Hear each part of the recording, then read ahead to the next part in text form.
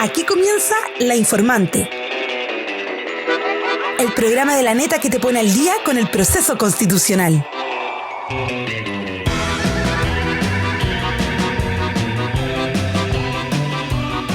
Que llega a ti gracias al financiamiento del Fondo de Fomento de Medios de Comunicación Social del Gobierno de Chile y del Consejo Regional. Bienvenidas y bienvenidos a un nuevo capítulo de La Informante, donde podrás ponerte al día con todo lo que ha pasado en el proceso constitucional. Y tal vez hay gente que nos escucha por primera vez y se pregunta ¿qué es una neta? Así que te voy a contar que La Neta es un medio digital independiente fundado por Corporaciones Humanas en el año 2021 para informar sobre el proceso de redacción de una nueva constitución. Estuvimos siguiendo la convención, luego en el plebiscito y después en las negociaciones que derivaron en el Acuerdo por Chile, que nos abrió un nuevo proceso constitucional. Y además hemos redactado notas y boletines sobre los avances de la agenda legislativa sobre género y derechos de las mujeres. Puedes revisar todo nuestro trabajo en laneta.cl y en nuestras redes sociales, donde nos encuentras como laneta.cl, donde somos bien activas. Y con esta introducción entonces pasemos a un resumen para ponerte al corriente con todas las novedades en torno al proceso de nueva constitución. Recapitulemos entonces. La semana pasada la comisión experta votó las observaciones formuladas, pero atención, que a diferencia de la primera etapa de trabajo de este órgano, las y los 24 comisionados presentaron sus indicaciones por separado sin unidades de propósito, por lo que no hubo acuerdo en materias centrales de la propuesta. Y de las 622 observaciones formuladas, 210 fueron aprobadas por la comisión y remitidas al Consejo Constitucional, que luego de 2 sesiones plenarias dio luz verde a 152 observaciones que pasaron a conformar la propuesta de nueva constitución, como la reposición del Estado Social y Democrático de Derecho, aunque este quedó en el artículo 1 en su inciso 3, y también volvió el mecanismo de paridad de salida, que es una disposición transitoria que establece que cuando un sexo supere a otro, deberá buscarse un equilibrio de 60-40 en ambas cámaras legislativas, con una duración máxima de 2 ciclos electorales desde su entrada en vigor.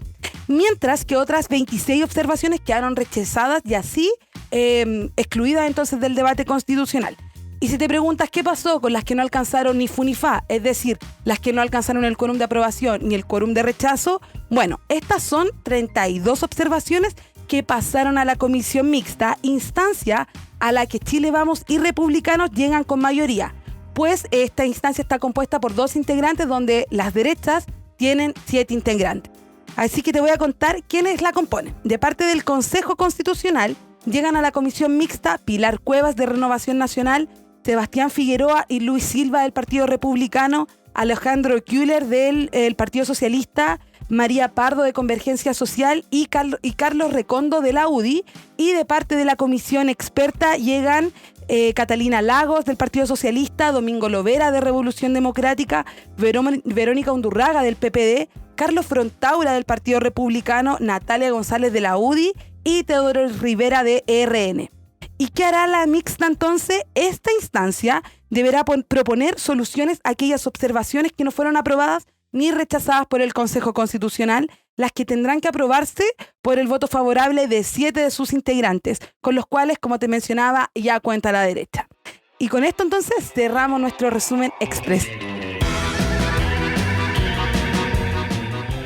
Se repite el plato. Estefanía Labrín, de Bar Constitucional, a quienes hemos invitado para conversar sobre la comisión mixta y conocer algunos datos duros en torno a las normas que ya están en el borrador de nueva constitución. Estefi, bienvenida. Hola, Cata, muchas gracias. Así como que no te viera nunca. Sí, como si no fuera suficiente ya compartir en la carpa de prensa.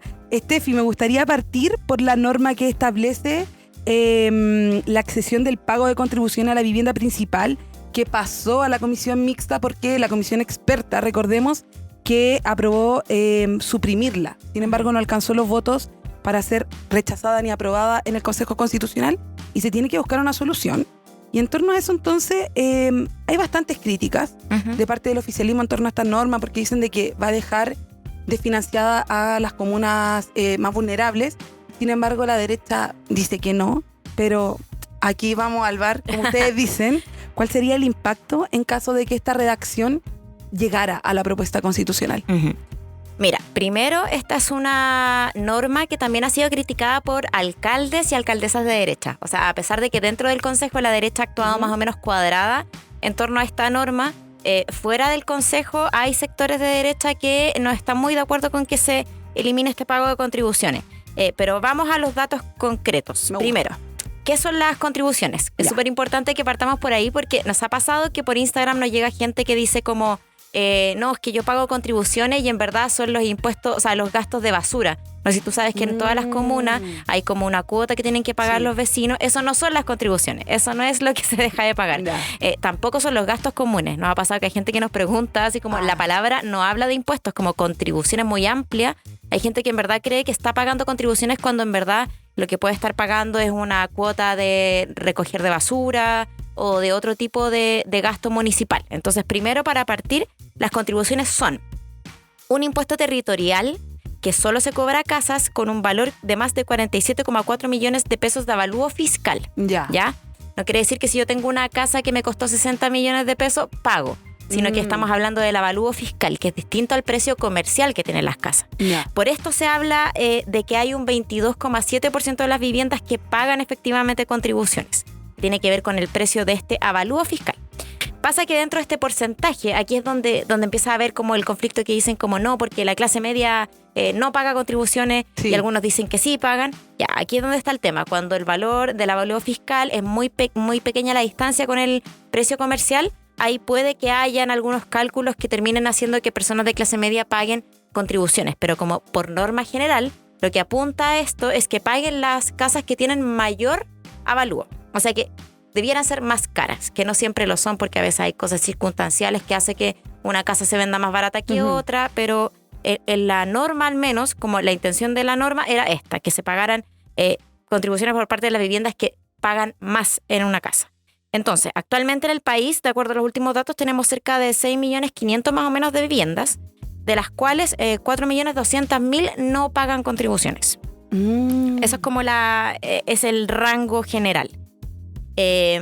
Entonces, este impuesto, ¿qué es lo que permite? Hay una cosa que se llama el fondo municipal, que es el que ayuda a que otras comunas del país que no tienen tantos recursos, que tienen población más vulnerable y que por lo tanto no reciben tanto impuesto territorial de otro tipo, por ejemplo patentes, por ejemplo otro tipo de impuesto o aporte que se puede hacer, los permisos de circulación, todas esas cosas que aportan a las municipalidades.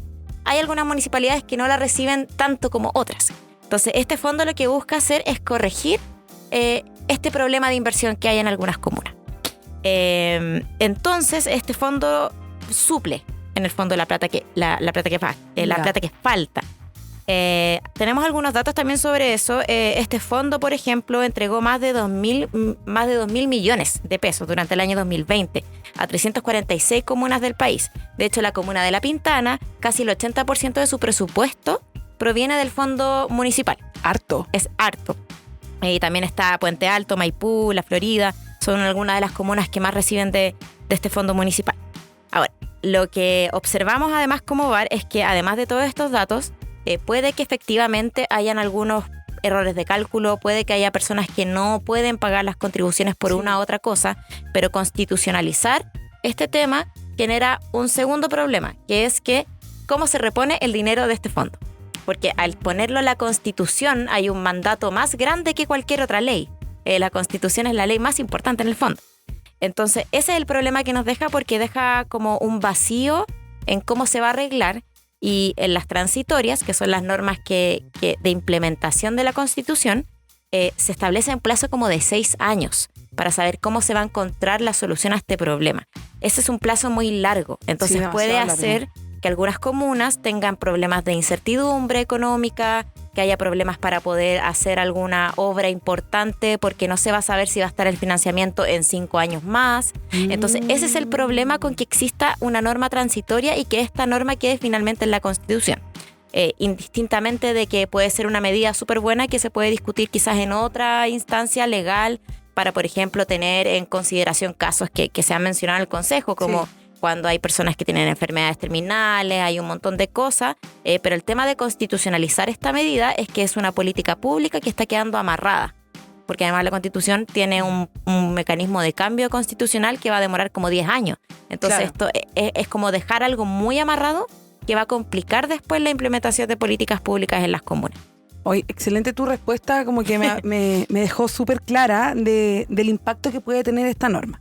Y también me gustaría revisar otra norma, o sea, no otra norma, para que no confundamos, otra observación, que tampoco alcanzó el quórum de rechazo ni el de aprobación dentro del Consejo, que esta es una observación para suprimir parte de una redacción que dice de que las personas que ingresen por pasos de forma clandestina o por pasos no habilitados serán expulsadas en el menor tiempo posible. Y en torno a esto, recuerdo una intervención realizada por la comisionada Magali Fuenzalida en la que advirtió que esta norma en sí presenta problemas de redacción, pues no establece qué comprende con el menor tiempo regulado y ni procedimiento, y además interfiere con el derecho a solicitar asilo regulado. ¿Cómo evalúan esta norma ustedes desde VAR Constitucional?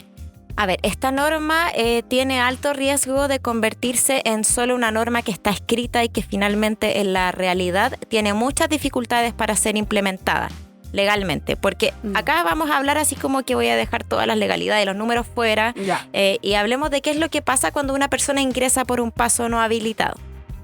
Cuando una persona ingresa, por ejemplo, si Chile quisiera expulsar a esa persona solamente por el hecho de ingresar por un paso no habilitado, no se puede devolver, por ejemplo, al país de tránsito. Por ejemplo, si una persona proviene de Venezuela y entra a Chile a través de Perú, tú no puedes decirle a Perú, toma, esta persona entró por acá, así que es tu responsabilidad.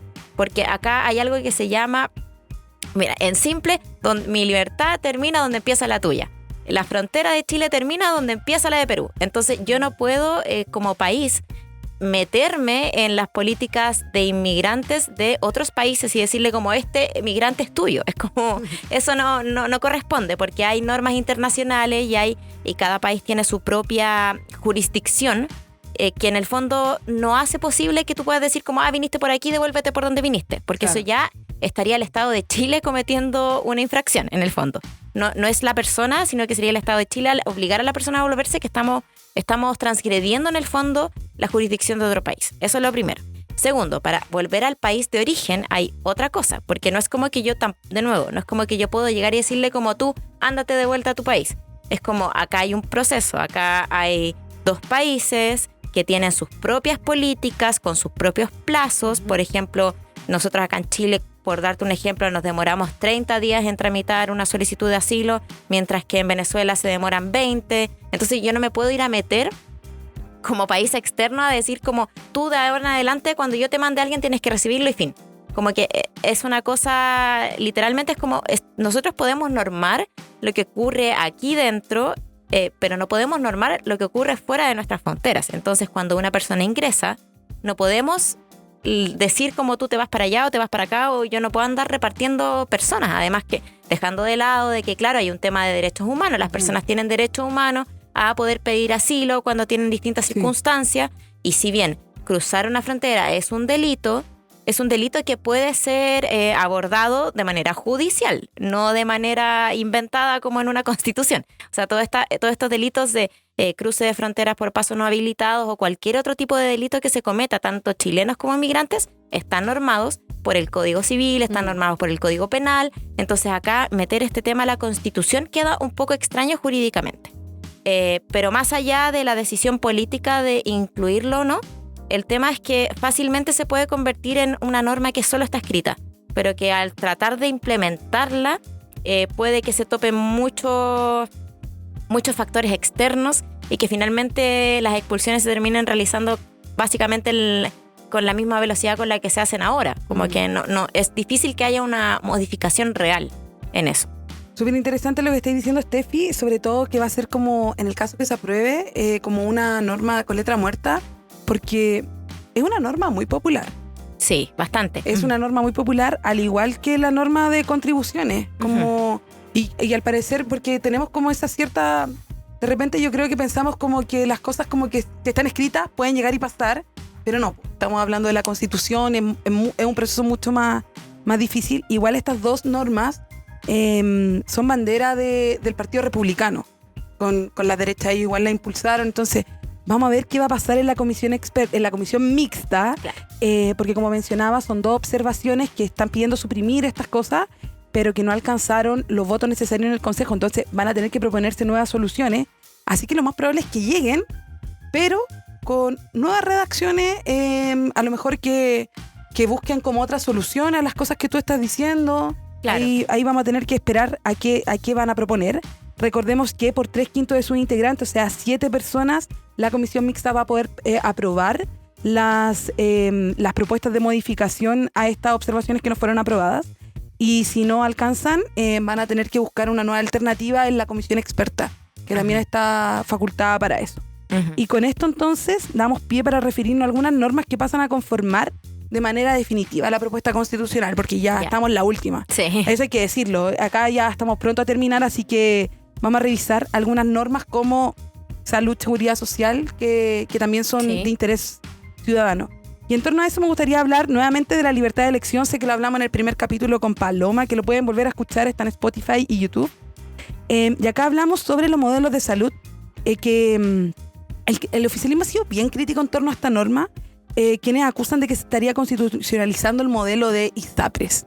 ¿De qué manera resulta problemática la redacción? Y voy a citar, de que cada persona tendrá el derecho a elegir el sistema de salud al que desea acogerse, sea este estatal o privado. ¿Hay realmente una libertad de elección con esto? Claro, aquí el tema de la libertad de elección ya lo conversamos un poco en el capítulo anterior, pero para profundizar un poco, en el fondo la libertad de elección, hay 2 niveles distintos en los que se puede aplicar esta libertad de elección, que aquí es donde estaba la diferencia de redacción entre las que planteaba el progresismo con las que planteaba la derecha. Primero, que se puede elegir prestadores. Por ejemplo, si es que yo tengo FONASA, yo puedo elegir atenderme en una clínica y puedo pagarlo, así que, de nuevo, puedes pagarlo. Pero otra cosa es administradores. ¿Quién administra esta plata que está destinada mes a mes en tu sueldo para salud, para el ítem salud? Tú puedes elegir si se te va a FONASA, si se te va a ISAPRE. ¿Cuál es el problema de poner esto? Que ya existe por ley, porque por ley yo creo que todas las personas acá pueden, entre comillas, de nuevo, elegir si quieren irse a ISAPRE pagando probablemente adicional a lo que pagan en su sueldo, o si quedarse en FONASA. El tema de constitucionalizar esto es que estamos poniendo en la Constitución que tiene que existir un sistema privado y un sistema público de salud. Entonces, si es que el sistema privado de salud que hoy día existe, que es la ISAPRE, deja de existir porque todas quiebran o porque hay algún problema, constitucionalmente van a tener que existir unas nuevas ISAPRES. En el fondo, ese es el gran problema que hay. Como está escrito ahí que tiene que existir un privado, entonces siempre va a tener que haber un privado. Siempre va a tener que haber una persona que administre fondos, no así las clínicas. Una persona que administre la parte del sueldo que va para salud, tiene que ser privada. Entonces ahí es donde se habla de que esto sería como un salvataje, un perdonazo constitucional escuchado por ahí a las ISAPRES. Como que eso es lo primero. Respecto de la capacidad de elegir, un plan de ISAPRE promedio, esto es un estudio que hicimos con datos del 2021 al 2022, requiere de que una persona gane 1.200.000 pesos para poder pagar solo con su sueldo una ISAPRE. Todas las personas que ganan menos que eso pueden tener ISAPRE, pero tienen que poner plata adicional.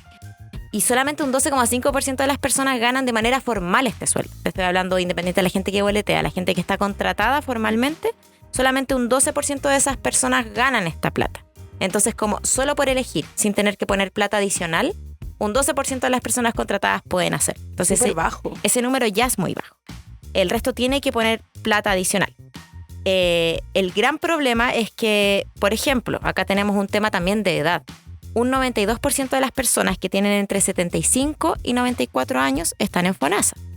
Entonces, la población que está en FONASA es una población principalmente mayor, que probablemente no tiene capacidad de elegir alguna, porque sabemos que las pensiones tampoco son tan altas como para que una persona de 70 años se pueda pagar una ISAPRE. Entonces, cuando hablamos de este debate, muchas veces nos enfocamos en un grupo de población que tiene entre 30, 40, 50 años, que probablemente tiene más capacidad de elegir que una persona que tiene 20, que una persona que tiene 70. Entonces acá es importante pensar en todo el espectro de personas que se tiene que atender en salud, que no son solamente las personas que tienen un trabajo formal con contrato, que tienen hijos. Probablemente hay personas que ya tienen nietos y tienen que saber si atenderse o no. Entonces eso también es algo que siempre suele quedar un poquito fuera, como que la gente se olvida de que la gente mayor también tiene que atenderse, que ahí sí que posibilidad de elección, ahí sí que hay nula, además como con todas las trabas que tiene el ISAPRE. Ahora, para ser justos, el Plan Universal de Salud es efectivamente un avance. Ya. Es un avance en cuanto que se establecen algunas normas de no discriminación, algunas normas que permiten empezar al menos a hablar de un sistema un poco más amplio, pero había una enmienda que era mucho mejor, que era sospechosamente de Renovación Nacional, o sea, no sospechosamente, sorprendentemente de Renovación Nacional, que hablaba de, además del Plan Universal, hablaba de solidario, de la palabra solidaria. Y esa palabra lo que hace es pensar en las personas mayores, por ejemplo, pensar en la persona que tiene 70 años y que el sistema tiene que ser de alguna manera solidario para poder apoyarlo. Esa finalmente no se aprobó, quedó la redacción que tenemos ahora, pero claro, el constitucionalizar un sistema privado o un sistema mixto o cualquier tipo de sistema. O sea, en el fondo, un sistema de salud es algo que puede ir modificándose. Cada vez la tasa de natalidad va bajando, por lo cual en el futuro vamos a tener que pensar en nuevos sistemas para que se pueda aportar a las personas mayores. Las situaciones cambian, hay pandemias, dejan de haber pandemias, entonces como amarrar un sistema en una constitución quizás no es la mejor idea, y no solo lo decimos nosotros, sino que de 131 constituciones que se han revisado en el mundo, solamente 2, potencialmente la de Chile, una, y la de Argentina, tienen constitucionalizado su sistema de salud. Porque las demás entienden que es todo un sistema móvil, que en verdad no sabemos, como dice Bad Bunny, no sabemos lo que va a pasar mañana. No sabemos. Puede que mañana pase algo terrible y que requiera que la salud tenga otro foco, entonces ahí es importante dejar las puertas un poco más abiertas. Sí, ahí me hablaste de ese sistema de salud solidario. Me acuerdo de que Germán Becker, el consejero, lo defendió súper bien en la Comisión de Derechos. Pero claro, como tú mencionas, parece que al final no quedó ese pilar, como no ese pilar, sino que ese plan solidario. Pero Estefi, yo me acuerdo también, recordando como la discusión dentro del Consejo Constitucional, de que esta como redacción que cité hace un rato, decían de que era mejor porque así no se achacaba todo al Estado, que el Estado no fuera como que no monopolizara como este sistema de salud, sino que hubiera como elección. Pero vayamos a las encuestas. Ustedes tienen una encuesta de Bar Constitucional que salió en septiembre, también la comentaba en el primer capítulo, y ahí la gente, ¿qué comentó, qué pensaba sobre el rol del Estado en torno a la salud? A ver, nosotros preguntamos en general por derechos sociales, porque y la gente cuando le dicen derechos sociales como que a veces se asusta, es como no, sociales no, es como que la gente a veces se espanta un poco, pero preguntamos por derechos específicos, como por ejemplo la salud, el sistema de pensiones. Mostramos un poco de las enmiendas, consultamos por las enmiendas y luego hicimos una pregunta que yo creo que es súper relevante, que es, ¿tú crees que la nueva Constitución, como está quedando, va a mejorar el sistema de salud y va a mejorar el sistema de pensiones? Y un 63% de las personas que encuestamos creen que no se va a resolver este problema. A pesar de que están a favor con alguna de las enmiendas que se han hecho en torno al tema, consideran que de manera global no se resuelve el problema de fondo, que es tener mejor salud. O sea, independiente de que yo quiera elegir o no el sistema, la gente dice como lo importante es que el sistema sea bueno. Así como si estoy eligiendo entre dos cosas, que una es como mejor que la otra, puede ser, pero la idea es que sea bueno y que para que efectivamente haya una capacidad de elegir. Eso es lo que tenemos, y lo otro también es que hemos estado saliendo harto a la calle con nuestra influencer, la Josefa Araoz, Cotineja, qué buena. Claro, y le hemos estado preguntando a la gente también para hacer un poco de sentir lo que está diciendo en la calle, y para la gente que nos escucha, no editamos. Toda la gente que se entrevista aparece en el video, así como que doy fe de eso. Y nos ha pasado lo mismo, nos hemos encontrado con la misma sensación de las personas de que, mira, tener libertad de elegir no es malo, o sea, como que no hay algo negativo en eso. Lo que es negativo es que yo siento que no va a resolver el problema de fondo, como que aparte de eso se debió haber hecho una propuesta que resolviera el problema integral, independiente de elegir o no. Es como sí, pero eso estamos como 10 años futuro, así como primero resolvamos lo que hay ahora para poder tener una elección realmente como enriquecedora para el sistema de salud. Sí, es súper interesante eso que estás diciendo, porque además esta como discusión en torno al derecho a la salud también se ha visto como cruzada por esta crisis que están viviendo la ISAPRE, y también la gente que se ha cambiado a FONASA por no poder pagar ISAPRE. Entonces como que, claro, la gente está viendo de que al parecer creo yo, que la Constitución no es como la que soluciona todo, sino que viene a poner ciertos parámetros, pero también está pidiendo una discusión legislativa más a fondo, tal vez. Yo creo que, claro, y para que la ley pueda operar, o sea, eso es lo más importante, para que el legislador, que es el Congreso, pueda hacer cambios, pueda proponer formas, pueda buscar distintos ejemplos internacionales de cómo ha resultado, cómo no ha resultado, requiere que la Constitución no cierre las puertas a cualquier reforma. Y esto implica, por ejemplo, también que la Constitución nos diga que todo el sistema va a ser estatal, que es lo que hizo el anteproyecto. El anteproyecto lo dejó abierto, porque es importante que después se puedan ir haciendo los cambios que... O sea, el sistema de salud, igual que el sistema de pensiones, son temas que se han tratado de resolver en el Congreso por años y que no se ha llegado a un acuerdo. Entonces, presionar este acuerdo a través de una Constitución cuando llevan años tratando de buscar acuerdos y no se logran, eso es lo que se reclama por parte de algunos sectores del Consejo. Independiente de lo que yo pueda pensar o no, o lo que tú puedas pensar o no, el argumento que tienen las personas del Consejo que están un poco disintiendo con esto, tiene que ver con eso, con como si no se ha puesto de acuerdo la clase política durante años en este tema, como cerrarlo acá es como llevarse la pelota para la casa un poco, como ya, se resolvió.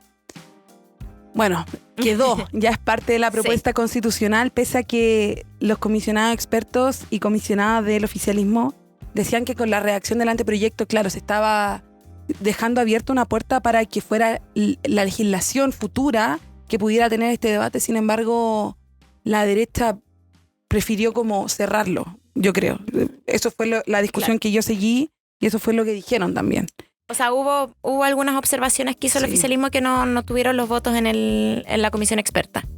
Habían algunas que hablaban de, por ejemplo, esto de la libertad de elección en prestadores de servicio. O hacer un sistema que fuera solidario, como, agregar estos conceptos, y finalmente eso no prosperó. Entonces lo que prosperó fue la redacción que se enfoca más que nada en la libertad de elección. Bueno, como mencionaba, eso ya quedó ahora en la propuesta constitucional, no pasó ni a mixta, sino que ya está. Y pasemos entonces ahora al derecho a la seguridad social. A ver. Que dentro de sus incisos contiene, y cito, que cada persona tendrá propiedad sobre sus cotizaciones previsionales para la vejez y los ahorros generados por estas, y tendrá el derecho a elegir libremente la institución estatal o privada que los administre e invierta. En ningún caso podrá ser expropiados o apropiados por el Estado a través de mecanismo alguno.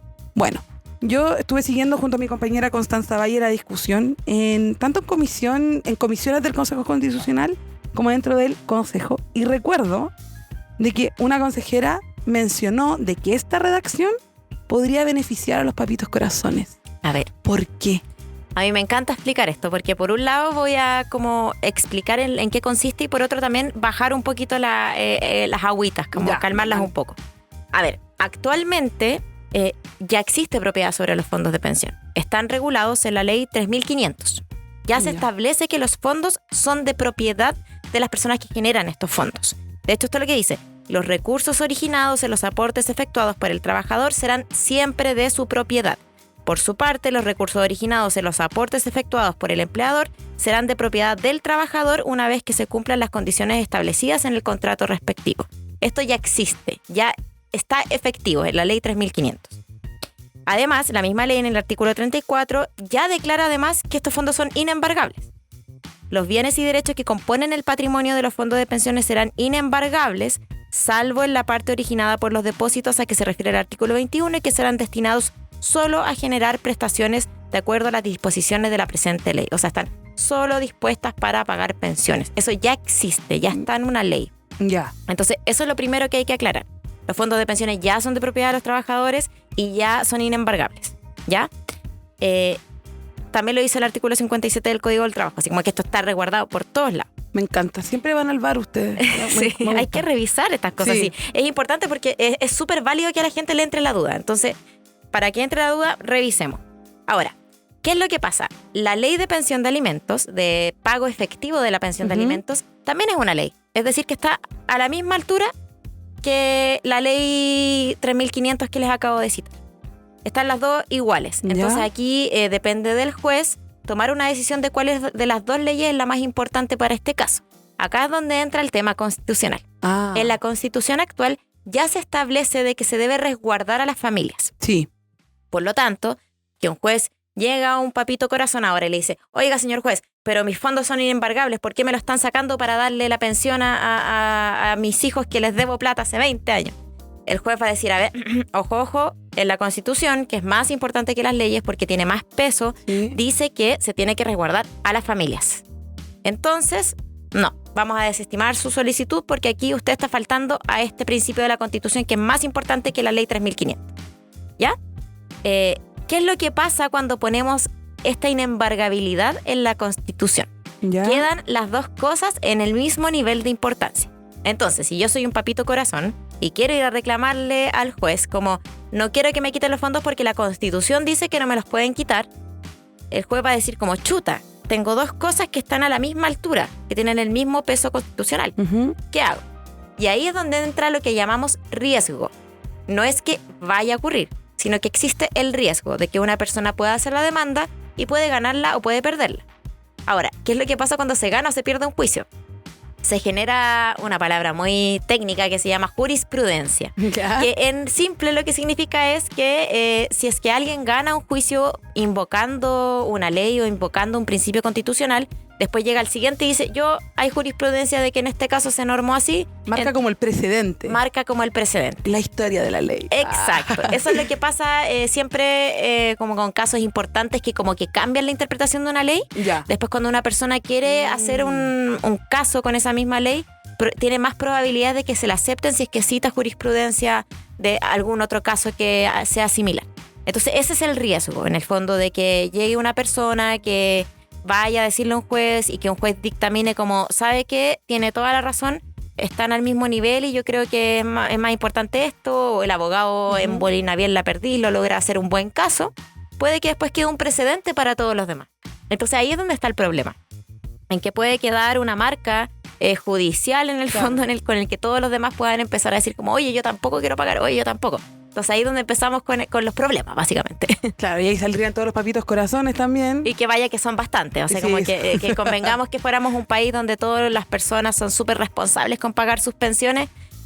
Bueno, ahí ya da lo mismo, pero estamos en un país donde en verdad hay una cantidad impresionante de personas que deben la pensión de alimentos y por muchos años y con montos muy altos. Entonces, como que igual, si fuera cualquier otro país, quizás como ya da lo mismo, pero también es importante que las constituciones observen cuál es el contexto de dónde se están desenvolviendo.